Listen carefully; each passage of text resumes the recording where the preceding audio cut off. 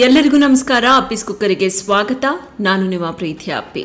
ವೀಕ್ಷಕರೇ, ನಿಮ್ಮ ಮನೆಯಲ್ಲಿ ಈ 6 ವಸ್ತುಗಳಿದ್ರೆ ದಯವಿಟ್ಟು ಇವತ್ತೇ ಮನೆಯಿಂದ ಹೊರಗಡೆ ಬಿಸಾಕಿ. ಇವುಗಳಲ್ಲಿ ವಿಷ ಇದೆ, ಇದರ ಬಳಕೆ ಬೇಡ ಅಂತಾರೆ ತಜ್ಞರು. ಇದು ಸ್ಲೋ ಪಾಯ್ಸನ್ ರೀತಿ ನಿಮ್ಮ ಜೀವಕ್ಕೆ ಆಪತ್ತು ತರುತ್ತೆ, ಎಚ್ಚರವಾಗಿರೆ. ವೀಕ್ಷಕರೇ, ನಮ್ಗೆ ಗೊತ್ತಿಲ್ಲದೆ ನಮ್ಮ ಮನೆಯಲ್ಲಿ ನಾವು ಡೇಂಜರಸ್ ವಸ್ತುಗಳನ್ನು ಬಳಸ್ತಾ ಇರ್ತೀವಿ. ಕೆಲವರು ಏನು ಮಾಡ್ತಾರೆ, ಗೊತ್ತಿದ್ದು ಹಾನಿಕಾರಕ ವಸ್ತುಗಳನ್ನು ಬಳಸ್ತಾನೆ ಇರ್ತಾರೆ. ದಯವಿಟ್ಟು ಆರೋಗ್ಯದ ವಿಚಾರದಲ್ಲಿ ನೆಗ್ಲಿಜೆನ್ಸಿ ಬೇಡ. ನಿಮ್ಮ ಮನೆಯಲ್ಲಿ ಈ 6 ವಸ್ತುಗಳೇನಾದರೂ ಇದ್ರೆ ದಯವಿಟ್ಟು ಈ ಕ್ಷಣವೇ ಅವುಗಳನ್ನು ಮನೆಯಿಂದ ಹೊರಗಡೆ ಹಾಕಿ. ಹಾಗಾದ್ರೆ ಆ ಡೇಂಜರಸ್ ವಸ್ತುಗಳು ಯಾವುವು ಅನ್ನೋದನ್ನ ನೋಡ್ತಾ ಹೋಗೋಣ. ನಂಬರ್ 1, ಈ ಸೊಳ್ಳೆಗಳನ್ನ ಓಡಿಸೋದಕ್ಕೆ ಅಂತ ಬಳಸ್ತೀವಲ್ಲ, ಸೊಳ್ಳೆ ಬತ್ತಿ. ಅದು ವೀಕ್ಷಕರೇ, ಕೆಲವರು ಈ ಸೊಳ್ಳೆಗಳನ್ನ ಓಡಿಸೋದಕ್ಕೆ ಅಂತ ಸೊಳ್ಳೆ ಬತ್ತಿಗಳನ್ನ ಹಚ್ಚಿರ್ತಾರೆ. ಇದು ತುಂಬಾನೇ ಹಾನಿಕಾರಕ, ಅಪಾಯ ಅಂತ ತಜ್ಞರು ಹೇಳ್ತಾರೆ. ಸೊಳ್ಳೆ ಬತ್ತಿಯಿಂದ ಬರುವ ಹೊಗೆ ಶ್ವಾಸಕೋಶಗಳಿಗೆ ತುಂಬಾ ಅಪಾಯ, ಹಾನಿಕಾರಕ. ನೀವೇನಾದ್ರೂ ಇದನ್ನ ಬಳಸ್ತಾ ಇದ್ರೆ ದಯವಿಟ್ಟು ಇನ್ಮುಂದೆ ಬಳಸೋದಕ್ಕೆ ಹೋಗ್ಬೇಡಿ.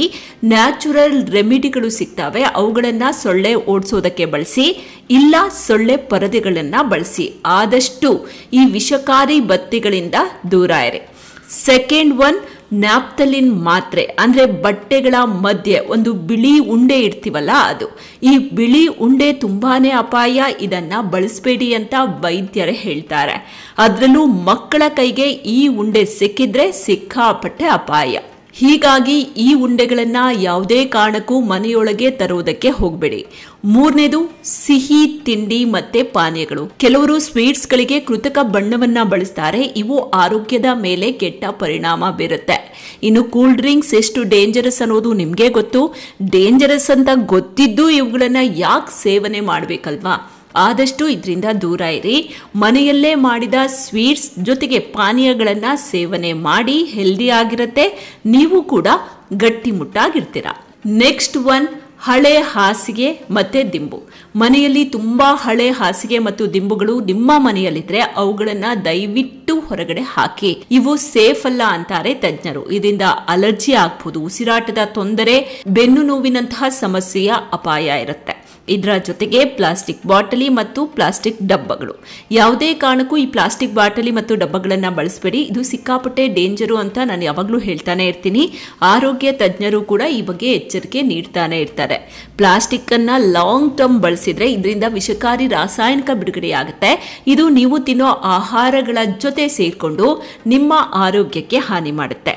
ಹೀಗಾಗಿ ನಿಮ್ಮ ಮನೆಯಲ್ಲಿ ಈ ಪ್ಲಾಸ್ಟಿಕ್ ಡಬ್ಬ, ಬಾಟಲ್, ಕ್ಯಾನ್ಗಳಿದ್ರೆ ಇವತ್ತೇ ಹೊರಗಡೆ ಬಿಸಾಕಿ. ಜೀವದ ಜೊತೆ ಚೆಲ್ಲಾಟ ಯಾವುದೇ ಕಾರಣಕ್ಕೂ ಬೇಡ.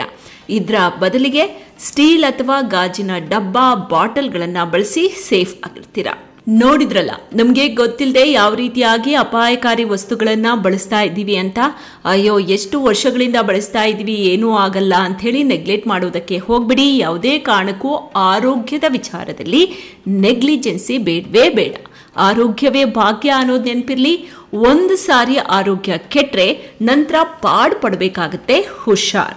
ಆರೋಗ್ಯದ ಕಡೆ ನಿಮ್ಮ ಗಮನ ಇರ್ಲಿ, ಎಚ್ಚರ.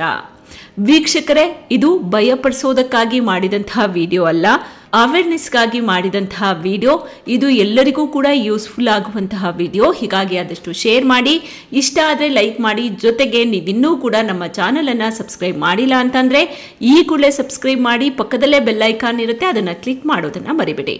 ಮತ್ತೊಂದು ಹೊಸ ಇಂಟ್ರೆಸ್ಟಿಂಗ್ ವಿಡಿಯೋ ಜೊತೆಗೆ ಆದಷ್ಟು ಬೇಗ ನಿಮ್ಮ ಮುಂದೆ ಮತ್ತೆ ಹಾಜರಾಗ್ತೀನಿ. ನಿಮ್ಮ ಸಪೋರ್ಟ್ ಇದೇ ರೀತಿಯಾಗಿರ್ಲಿ. ನಮಸ್ಕಾರ.